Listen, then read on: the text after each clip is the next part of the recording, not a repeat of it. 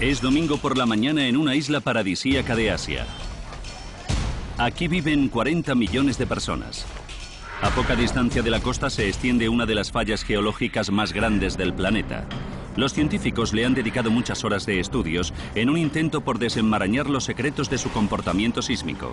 Pero entonces el terremoto más violento de los últimos 40 años azotó la región. A continuación, un horror como el que nadie podía haber imaginado se cobró la vida de más de 250.000 personas. Llegó completamente de imprevisto y fue arrasador. Nos cogió de sorpresa. Lo que era un maravilloso y paradisíaco día se convirtió en un apocalipsis en cuestión de segundos. Los expertos se ven desbordados por una serie de extraños acontecimientos. Olas de envergadura insólita acaban con comunidades enteras.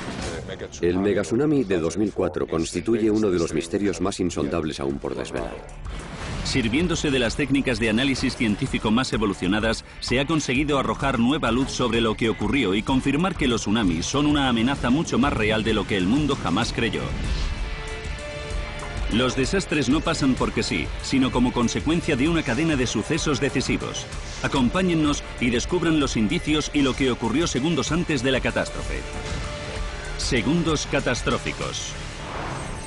El tsunami asiático. El Océano Índico es el tercero del mundo en magnitud.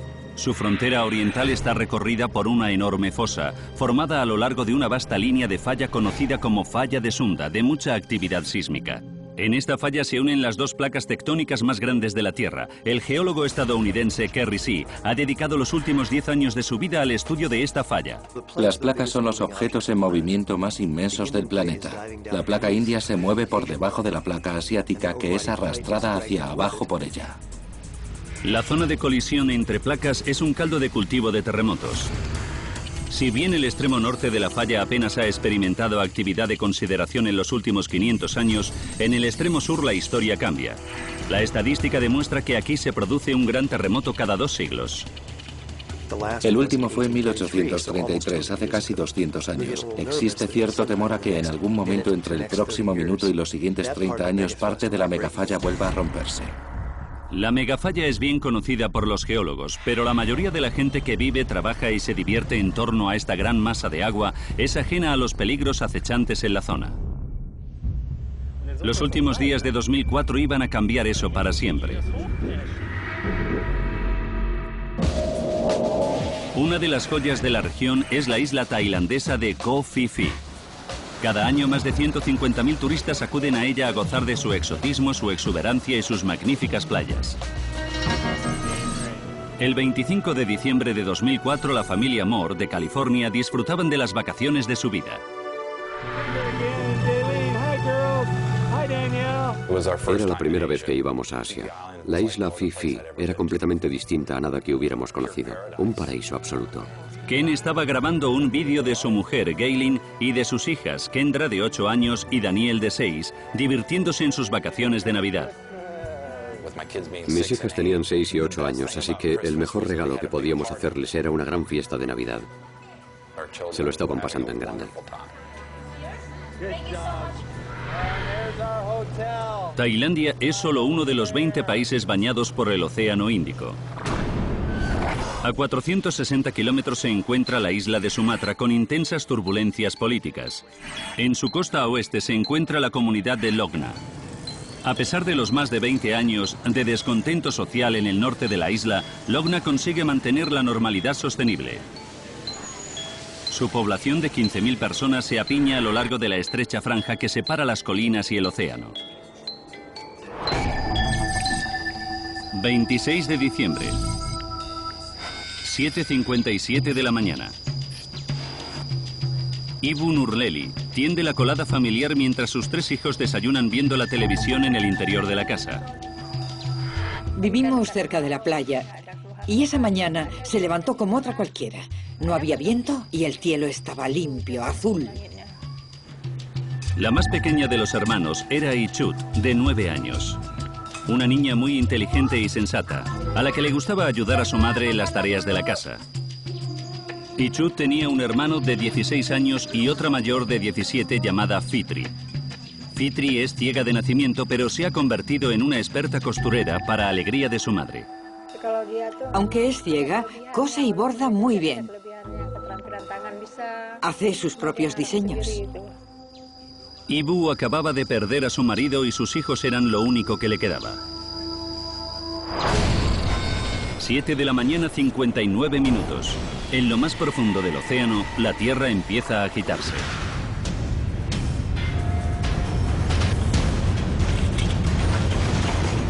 Los temblores se prolongan durante 8 minutos. Ibu y sus hijos están aterrorizados por la violencia del terremoto. Salimos a la puerta de casa y nos pusimos a rezar.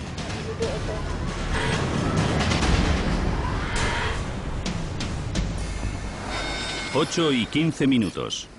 Una inmensa ola rompe contra la costa de Sumatra. 8 y 16 minutos de la mañana. El seísmo ha terminado. Las familias de toda la región tratan de asimilar lo que ha pasado. El vendedor ambulante de 28 años, Samsul Kamal, hace balance de los daños. Al mirar hacia el océano, se queda atónito. Hay una gran extensión de lecho marino al descubierto y presiente el peligro.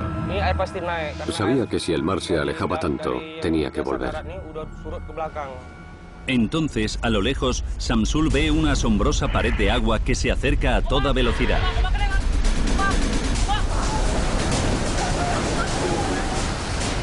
Instantes después, Logna se ahoga en una vorágine de aguas turbulentas.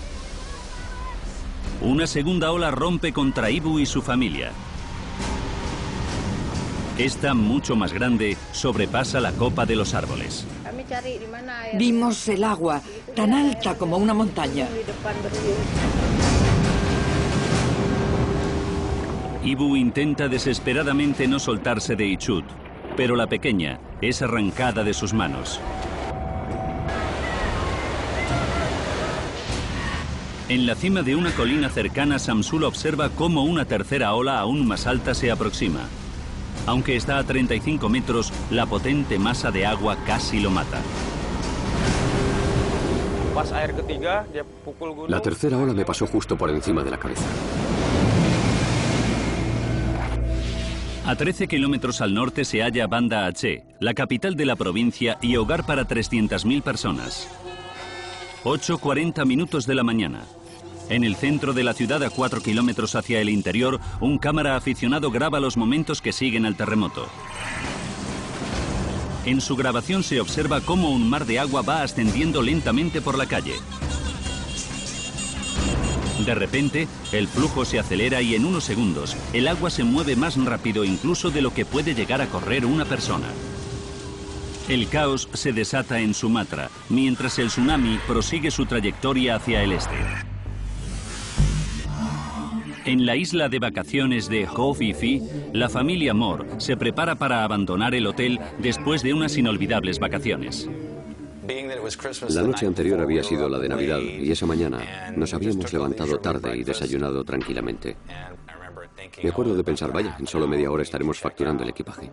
En su habitación, en la tercera planta del hotel, mamá Gaylene y las niñas Kendra y Daniel descansan un rato antes de terminar de hacer las maletas. De repente mi mujer me dijo, mira cariño, graba con la cámara. Ken ve que la zona de la piscina está inundada. Al principio pensé que era cosa de las mareas, pero luego miré más allá de la bahía y me di cuenta de que una ola de unos 6 o 7 metros se aproximaba a la playa. Yo hago surf y enseguida supe que la ola tenía fuerza como para echar el hotel abajo. Traté de apartar a las niñas de la ventana por si el agua la atravesaba. Ken sabía que estaban en un gran apuro. Estuve a punto de abandonar, pero mi mujer me lo impidió. Me dijo que teníamos que ser fuertes por las niñas. Mientras la gente luchaba por sobrevivir al este del Océano Índico, a 2.000 kilómetros al oeste, en Sri Lanka, la familia Squire de Inglaterra ha pasado las vacaciones de Navidad en las idílicas playas de la bahía de Arugam, al este de la isla. Sabíamos que podía ser una de nuestras últimas vacaciones juntos, porque los niños ya se estaban haciendo mayores. Louise y Phil tienen 3 hijos. Will, de 16 años, Laura, de 18, y la mayor, Emma, que hoy es su 21 cumpleaños. ¡Cumpleaños feliz! Louise y Phil quedan con Emma en el comedor de la playa para cenar, pero primero, Emma quiere refrescarse un poco. Mientras espera a su hija, Louise se da cuenta de que la cabaña se está llenando de agua. El suelo del restaurante empezó a inundarse. Al mirar para arriba, ve una inmensa masa marrón de agua acercándose justo en su dirección. De alguna forma, presiento que se trata de algo muy peligroso. Lo primero en lo que piensa Louise es en Emma, porque sabe que su hija no se está enterando de nada de lo que pasa.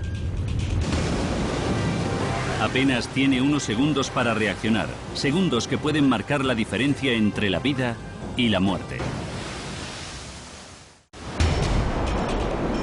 En la isla asiática de Sri Lanka, Louise Squire, que se encuentra de vacaciones, contempla la aterradora vista de un tsunami acercándose a ella. Su hija Emma no es consciente del peligro que corre. ¡Emma!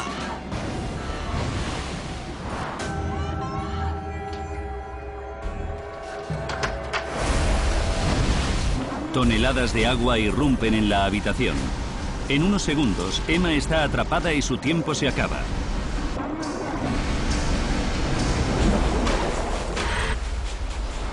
Corrientes de fuerza inusitada deshacen en pedazos el complejo turístico y Louise es arrastrada.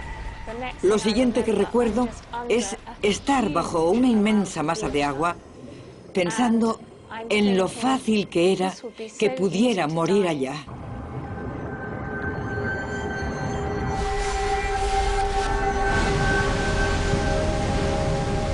Louise consigue ponerse a salvo. Me preguntaba dónde estarían mis hijos, pero sabía que no podía hacer nada. Durante las 2 horas siguientes, una serie de olas inundan la bahía de Arugam.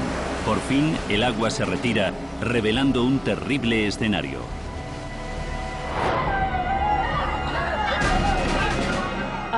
Vi un área completamente desolada. Incapaz de encontrar a su familia, Louise consigue llegar hasta el punto más alto de la isla. Su última y única esperanza de encontrarlos con vida.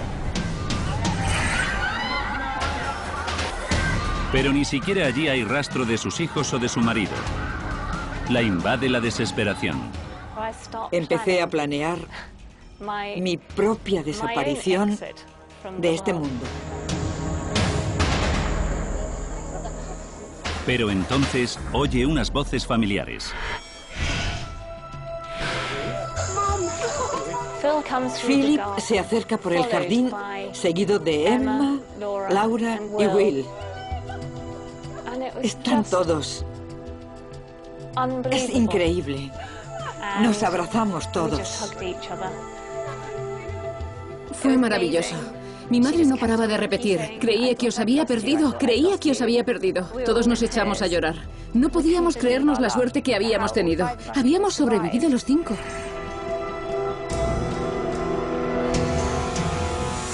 El tsunami prosigue su devastador recorrido, terminando por llevar el caos hasta la costa de Somalia, en África, a 5.000 kilómetros de su primer ataque. Incluso aquí las olas matan a 289 personas. Por toda la costa del Océano Índico, las cámaras grabaron fenómenos inimaginables. En Tailandia, los turistas filman un lecho marino al descubierto, el agua retirada de la costa, seguido minutos después por una pared vertical de agua. A 3.000 kilómetros al suroeste, las Maldivas, un archipiélago bajo con respecto al nivel del mar, están completamente sumergidas. Al norte, en Sri Lanka, un tendero graba los gritos de socorro de unas niñas atrapadas en lo que era una parada de autobús.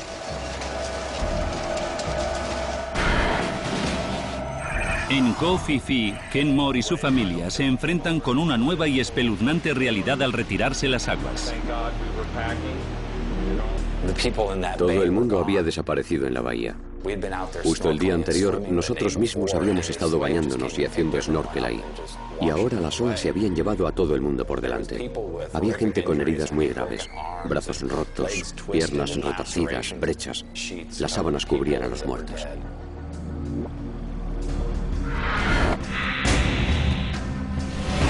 En Sumatra, la línea de costa es irreconocible. Ibu Nurleli busca desesperadamente a sus hijos. Cuando el agua volvió a su cauce, yo estaba aterrorizada y confundida. Había muchos cadáveres, no solo de la gente del pueblo, también de otros sitios. Ibu encuentra primero a su hija ciega, Fitri, y luego a su hijo. Juntos se afanan por encontrar a la pequeña de 9 años, rebuscando entre los escombros y los cadáveres. Pero es una carrera contrarreloj. Cada minuto que pasa se reducen las posibilidades de encontrar a Ichut con vida.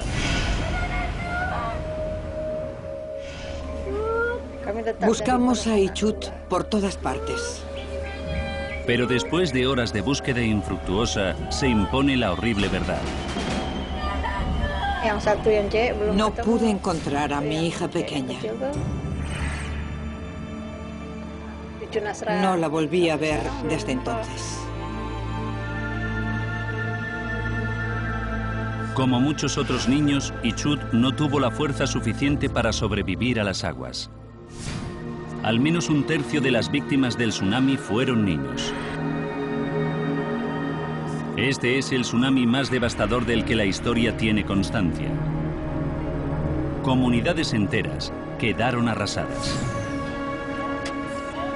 La magnitud de la catástrofe conmociona al mundo, que se lanza a la acción a través de la ayuda internacional. Pero para muchos ya es demasiado tarde. Solo en Sumatra se perdieron 170.000 vidas. En total murieron más de 270.000 personas, aunque el balance real de muertos nunca llegará a conocerse. Pero, ¿qué pudo haber pasado? ¿Qué tipo de tsunami pudo haber generado olas de tamaña altura, la retirada de los océanos y ríos de arrasadores escombros? Y más importante aún, ¿podemos extraer alguna lección que nos ayude a evitar que una catástrofe de este calibre vuelva a repetirse?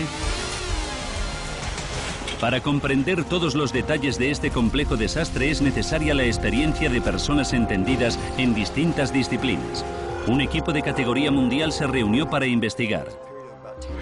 Para el experto de terremotos Kerry See, el fenómeno le provoca sentimientos encontrados. Es una experiencia delirante. Por un lado, como científico es muy estimulante, pero por otro, como ser humano estás tratando con un fenómeno capaz de causar un daño tremendo a tus iguales. El profesor Kostas Sinolakis es el director del Centro de Investigación para los Tsunamis de California. Durante sus 25 años de experiencia en el campo, ha analizado unas 20 olas gigantescas en 10 países distintos. Nuestro trabajo se asemeja mucho al del FBI cuando trazan el perfil de un asesino en serie. Tenemos que analizar con todo detalle los indicios y luego llegar a una conclusión y señalar de dónde procede el asesino y lo que puede volver a hacer. Sinolakis es experto en tsunamis. Su función consiste en predecir lo que podría pasarle a comunidades costeras, como la de California, si se vieran azotadas por olas de determinado tamaño y en asesorar respecto a dónde deben levantarse edificios públicos como los hospitales para evitar que se inundaran en caso de catástrofe. El fenómeno asiático ilustra perfectamente la necesidad de este tipo de investigación. Los tsunamis son inevitables. Es una cuestión de tiempo. George Plafker es un pionero de la ciencia de los tsunamis. Lleva estudiándolos desde los años 60. Sin embargo, hasta él se quedó petrificado con las imágenes que llegaron de todas partes del Océano Índico. Lo más sorprendente fue el tamaño del propio tsunami y lo destructivo y letal que fue. Todos los expertos coinciden en señalar ciertos aspectos particularmente desconcertantes de la catástrofe. El primero, el tamaño y la violencia sin precedentes de las olas. Los informes al respecto remitidos desde Banda Aceh confirmaron que la destrucción llegó hasta la escalofriante distancia de 4 kilómetros hacia el interior. El segundo enigma es el alcance de la devastación. Para que un tsunami siembre el caos desde Tailandia a África a través de 6.000 kilómetros de océano, es decir, casi la séptima parte de la circunferencia terrestre, la energía requerida es inconcebible. Lo ocurrido fue completamente distinto a cualquier situación con la que nos hubiéramos encontrado antes o a nada que nos hubiéramos podido imaginar. Los medios de comunicación no tienen duda al respecto de que el tsunami ha provocado una catástrofe gigante. Un terremoto que golpeó Sumatra minutos antes de que llegaran las olas asesinas. Los expertos tienen que llegar a una conclusión, pero conforme llegan los primeros datos sobre el seísmo, la magnitud del temblor no está clara. Al principio todo parece indicar un seísmo de grado 8 en la escala Richter, pero resulta extraño. Para que se hagan una idea, terremotos de escala 8 se pueden producir en cualquier parte del mundo cada 2 años. Un terremoto de grado 8 no es lo suficientemente potente para producir tal devastación. Pero luego, cuando las estaciones de control revisan y analizan los datos, la estimación aumenta considerablemente. Por la tarde, la estación de Colorado calibra el terremoto de 8,5 grados en la escala de Richter. De ser esa la potencia, sería el terremoto más grave en más de 10 años. Al final del día, los datos mundiales confirman que el terremoto en solo 8 minutos ha liberado tanta energía que, hablando literalmente, se sale de la escala Richter. Por entonces ya sabíamos que era el terremoto más grave de los últimos 40 años. Los datos sísmicos reservan otra sorpresa. Parece que el origen del temblor se sitúa a 30 kilómetros por debajo de la superficie y a 150 de la costa de Sumatra. Paradójicamente, en la sección norte de la megafalla de Sunda, la parte considerada prácticamente inactiva durante tanto tiempo. Los sismólogos calculan que la megafalla se rompería a lo largo nada menos que de 400 kilómetros, desde donde, en cuestión de segundos, parece que ascendió una larga y delgada cuña de superficie de fondo oceánico. Sinolakis sabe perfectamente qué es lo que pudo pasar después. Junto con el suelo oceánico, ascendería una columna de agua que desplazaría miles de millones de toneladas de líquido, haciendo que una montaña de agua se desplazara hacia cada lado. Para recrear el escenario, Sinolakis carga los datos en una de las herramientas más potentes que posee, un programa especializado en la predicción de tsunamis.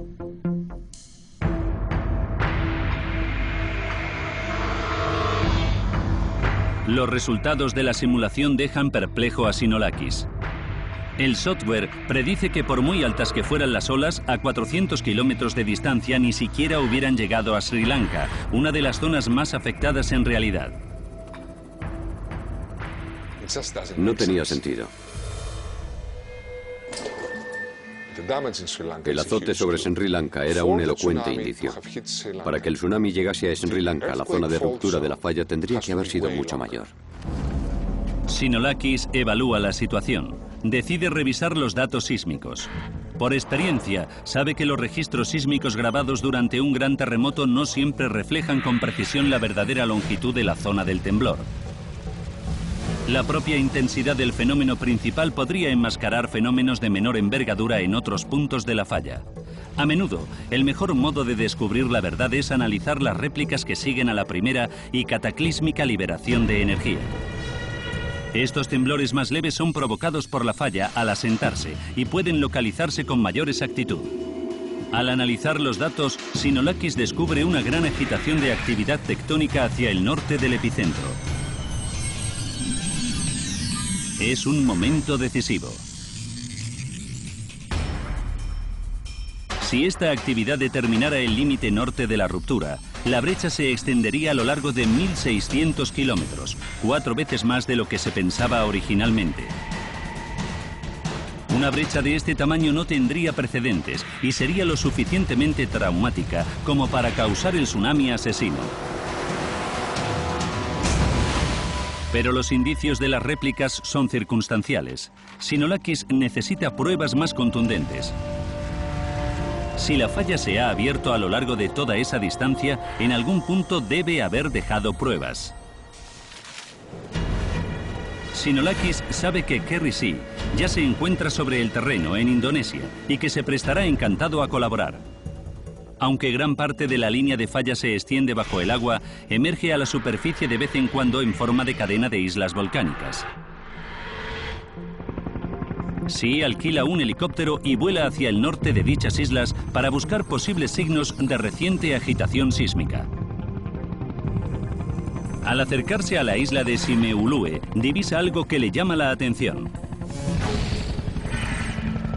Una misteriosa franja recorre un lado de la isla, un arrecife que parece extrañamente fuera de lugar.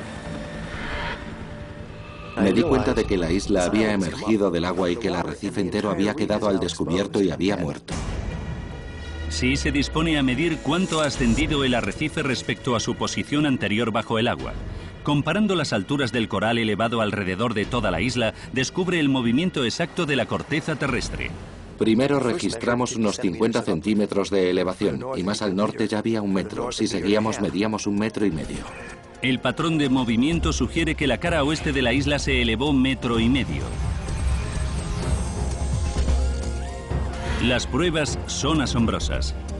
La inclinación de la isla marca el principio de la grieta en la corteza terrestre. Sabíamos que habíamos dado con el extremo sur de la fuente del terremoto y del tsunami.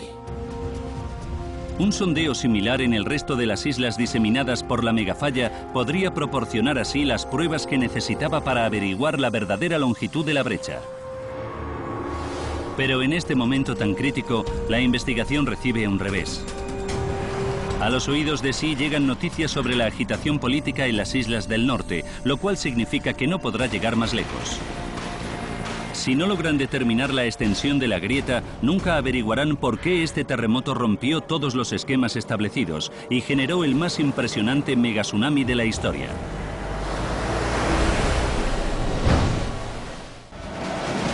Los investigadores están a punto de descubrir por qué el tsunami de diciembre fue tan letal sobre un área tan inmensa.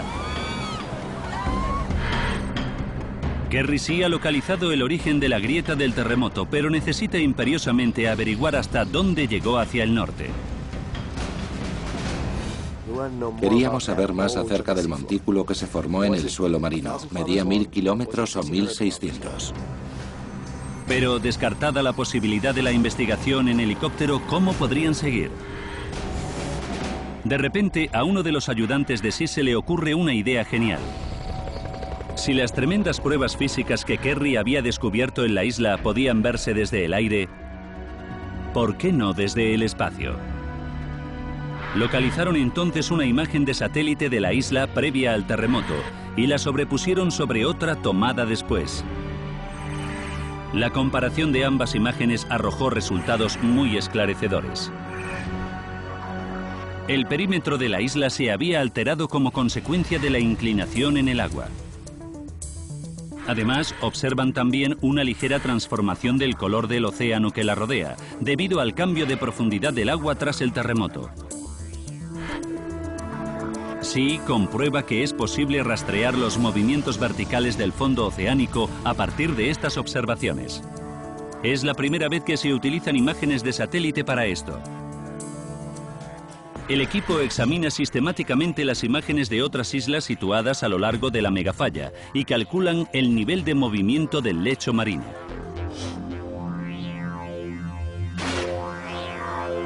Este audaz análisis confirma que la grieta es tan extensa como sospechaban, nada menos que 1600 kilómetros, la más grande jamás registrada. Una brecha de este tamaño pudo ser más que suficiente para provocar la destrucción sufrida en lugares tan lejanos del epicentro como Sri Lanka. Sinolakis vuelve al programa de simulación de olas y carga en él los nuevos datos. Esta vez la simulación reproduce un tsunami con un alcance prácticamente idéntico al real. Las olas creadas por el movimiento de hasta 20 metros de este fragmento de corteza terrestre del tamaño de California reflejan la compleja huella del fondo oceánico. Al elevarse el fragmento de fondo oceánico, el suelo marino adopta sus propias formas con picos y valles, y eso crea la superficie inicial de la ola. Este patrón único pone en movimiento una secuencia de ondulaciones que los científicos llaman tren de olas. En las profundidades del océano, las crestas no superan los 50 centímetros cada una, pero el tren de olas se propaga a la increíble velocidad de 900 kilómetros por hora, tan rápido como un avión comercial. Bajo la superficie, una letal columna de agua emerge a través de la profundidad del océano. A medida que cada ola llega a aguas someras, se ralentiza unas decenas de kilómetros a la hora. La parte trasera de la ola se une a la delantera y la ola se eleva. El tsunami va cobrando forma. La simulación del tren de olas reproduce exactamente el momento y el lugar en que el verdadero tsunami se acercó a las costas afectadas. Es la prueba evidente de que la investigación ha dado en el clavo con la fuente del tsunami. Pero los científicos se enfrentan ahora con un reto aún mayor: explicar los insólitos y espeluznantes efectos en las víctimas cuando el tsunami tocó tierra. En Banda Aceh, la ciudad quedó reducida a escombros en una zona que se extendía 4 kilómetros desde la costa hacia el interior. No se tiene constancia de nada similar en la historia de la humanidad. Comprenderlo resultaba de vital importancia, no solo para esta zona de Asia, sino para todas las zonas del mundo a bajo nivel con respecto al mar. ¿Por qué la ola había sido tan destructiva y había tenido tanto alcance? Era algo inconmensurable. En cuanto Sinolakis y su equipo llegaron a Banda Aceh, se pusieron directamente manos a la obra, a valorar los estragos en la ciudad. Las investigaciones del tsunami se hicieron con rigurosidad forense. Tratamos de reconstruir lo que había ocurrido y recogimos pistas al modo de detectives ante la escena del crimen. Eran dos las dimensiones clave que pretendía medir. La primera, la altura máxima por encima del nivel del mar alcanzada por el agua, lo que se llama la cota máxima de inundación. Y la segunda, la inundación en sí misma, es decir, toda la distancia que el agua recorrió hacia el interior. La disposición de los escombros y las marcas del agua revelaban que la cota máxima de inundación había variado unos 10 metros por encima del nivel del mar habitual cerca de la playa y alrededor de unos 3 en el centro de la ciudad. La inundación era, como se temía, realmente alarmante. El agua entró hasta 4 kilómetros hacia el interior de la ciudad, algo inaudito hasta la fecha. Grandes masas de agua atravesaron las calles, pero Sinolakis sabe que fue la velocidad de esa agua la que provocó el daño. 1 metro cúbico de agua pesa 1 tonelada. Y eso por cada metro cúbico de agua que entrase, que fueron varios cientos. Es como si un coche llegara a toda velocidad y nos embistiera. Así que el primer paso para resolver este enigma es determinar la velocidad a la que el agua atravesó la ciudad. Si Sinolakis puede averiguar el tiempo que el agua tardó en recorrer la distancia entre unos puntos determinados, una sencilla operación matemática le bastará para establecer la velocidad. Pero obtener esos datos no es fácil. La primera fuente de información en circunstancias normales serían los testigos oculares. Sin embargo, por desgracia, en este caso, la mayoría de ellos están muertos y aquellos que sobrevivieron se encuentran demasiado traumatizados para servir de ayuda. Sinolakis debe pensar una alternativa. En su escrutinio de las calles asoladas, comprueba que hay depósitos de arena y fango por toda la ciudad que obstruyen hasta el último rincón. Esto es sedimento marino. La arena y el fango lo arrastraron desde la costa hasta el interior. A Sinolakis se le ocurre una idea. Sabe que la profundidad de este sedimento está directamente relacionada con la velocidad que el agua alcanzó en este lugar.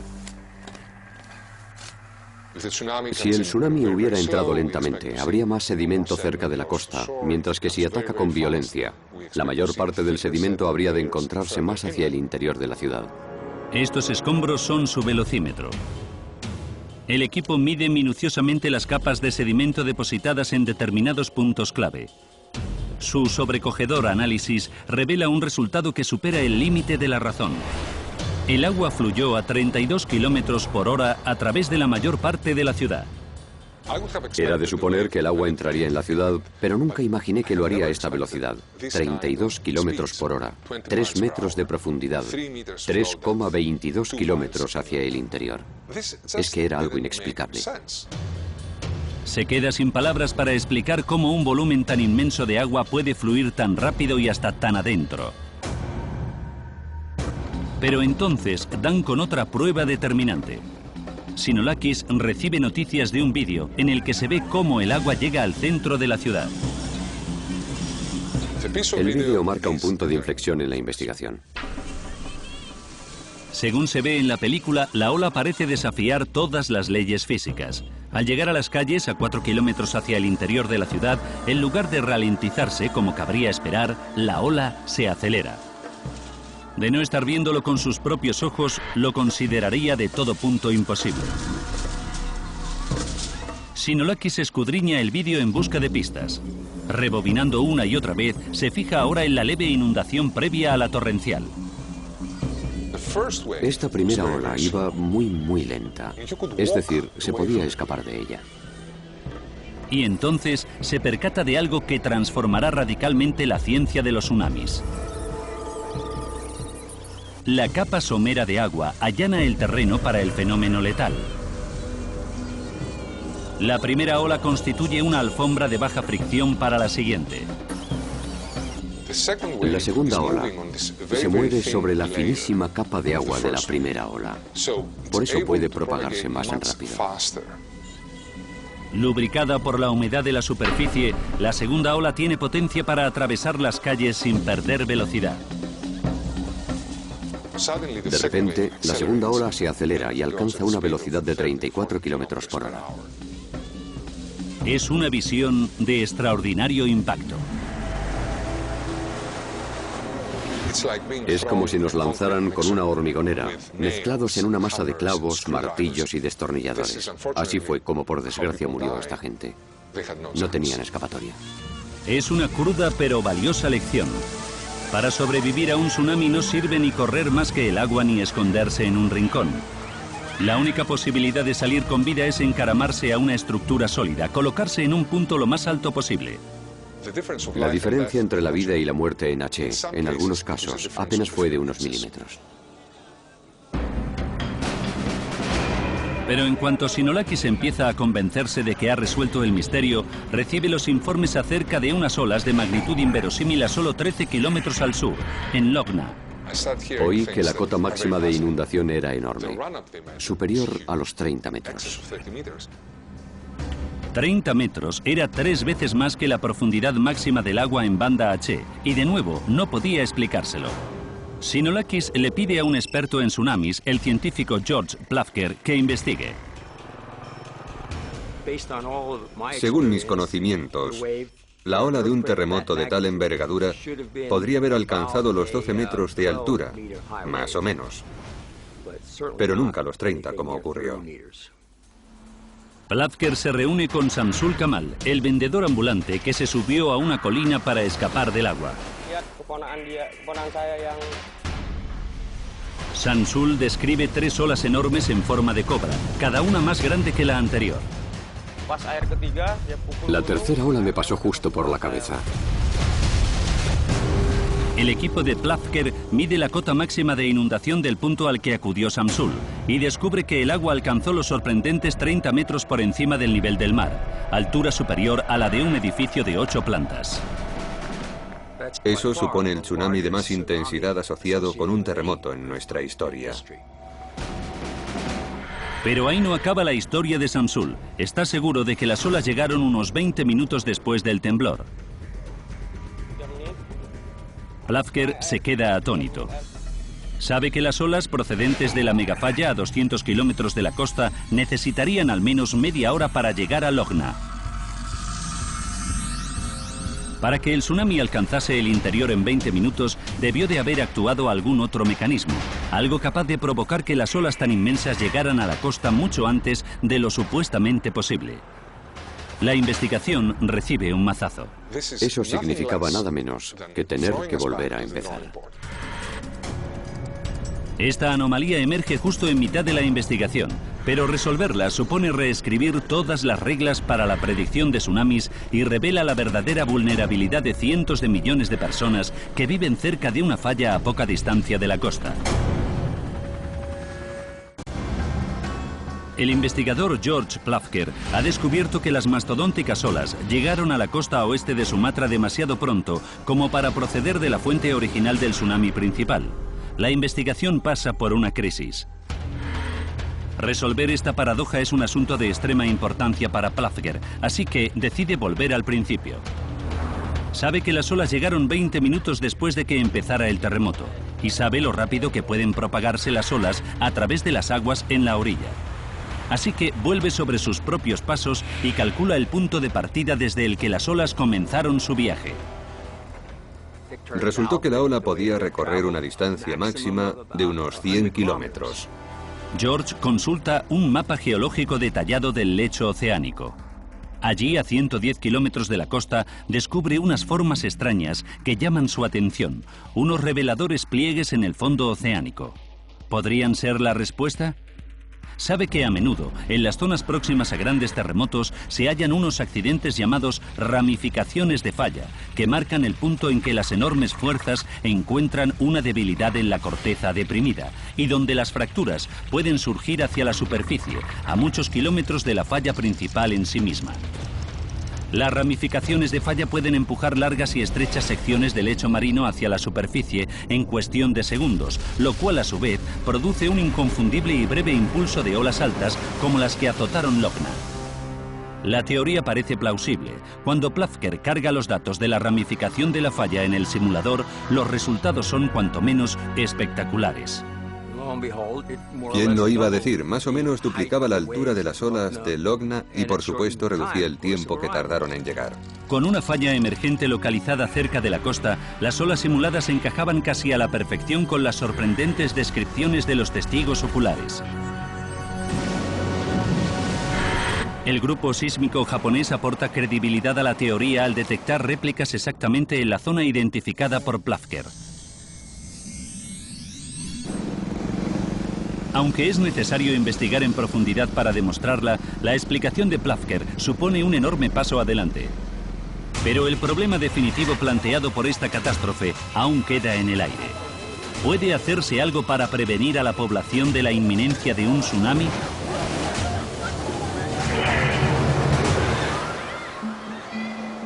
Los sistemas de alarma cada vez más desarrollados, implantados en todo el mundo, están dotados para detectar un tsunami a su paso por mar abierto. Pero a pesar de su alta tecnología, estos equipos no siempre son la solución perfecta. Al 60% de las víctimas del tsunami asiático, cualquier alerta les hubiera resultado inútil. La costa de Sumatra se encuentra demasiado cerca al origen de las olas como para que las alarmas hubieran tenido ningún efecto. No hubiera habido tiempo de reaccionar. Sin embargo, en las postrimerías del desastre, los investigadores descubren atormentados la posibilidad de haber sabido interpretar una señal inconfundible de la naturaleza. En muchos lugares, el océano retrocedió antes de que las olas llegaran a la costa. Ahora se ha extendido un dicho popular que advierte que un lecho marino al descubierto es la señal universal para que todo el mundo salga corriendo. Pero a Sinolakis no le satisface esta sencilla regla. De hecho, podría ser un mito potencialmente letal. Desde hace mucho tiempo sostiene una teoría respecto a las causas posibles para estos retrocesos de las aguas. Cuando la falla se rompe, la sección más al este se hunde, succionando con ella una gran masa de agua, una ola negativa. Al acercarse a la costa, la ola arrastra el agua antes de que llegue la primera cresta. En esta zona en que el lecho oceánico se hunde, lo primero que se ve es la orilla retrasándose. Todas las olas en dirección este cumplen con esta norma. Pero con las que van hacia el oeste, la historia cambia. Por el otro lado, donde lo que tenemos es una elevación del lecho marino, lo que vemos moviéndose hacia el oeste es una ola en elevación, es decir, que la cresta llega primero. Hasta ahora esto había sido solo una teoría, pero Sinolakis ha recogido pruebas que demuestran su hipótesis. Las poblaciones del oeste no vieron retroceder el mar, simplemente una inmensa pared de agua que se acercaba a la costa. Es una observación determinante que paradójicamente contradice la creencia popular. Por desgracia, no existe un indicador infalible capaz de advertir de la inminencia de un tsunami. Y por fin podemos describir la secuencia precisa de acontecimientos que sumió a las poblaciones del Océano Índico en una primitiva lucha por la supervivencia. Antes de 2004, los científicos tenían identificada la sección sur de la línea de falla de Sumatra como de zona de intenso riesgo de terremotos. Entonces llegó el 26 de diciembre. A un minuto de la catástrofe, una sección de la falla mucho más al norte de lo previsto empieza a romperse y una debilidad en la corteza crea una brecha en la superficie. 8 de la mañana. Una estrecha sección del lecho oceánico de unos 100 kilómetros de largo emerge más de 10 metros. 3 olas gigantescas se aproximan a la costa.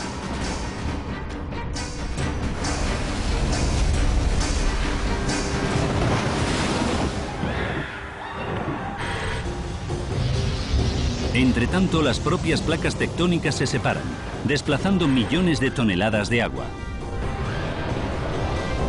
La energía del terremoto se convierte en columnas de agua en movimiento, con una fuerza equivalente a más de 30.000 bombas de Hiroshima. En tierra, la inundación inicial crea una superficie de baja fricción sobre la que se deslizarán las olas que están por llegar y que les permitirá alcanzar velocidades capaces de convertir los escombros en letales proyectiles. Las pérdidas humanas son incalculables. Casi todas las posesiones de Ibu Nurneli desaparecen. La única fotografía que salva es un retrato de su hija desaparecida Ichut. La inesperada ubicación del terremoto de diciembre pone de manifiesto que bajo el mar todas las fallas pueden considerarse de riesgo de tsunami. Costas Sinolakis es tremendamente consciente de la vulnerabilidad inherente de su casa, en la costa oeste, de gran actividad sísmica.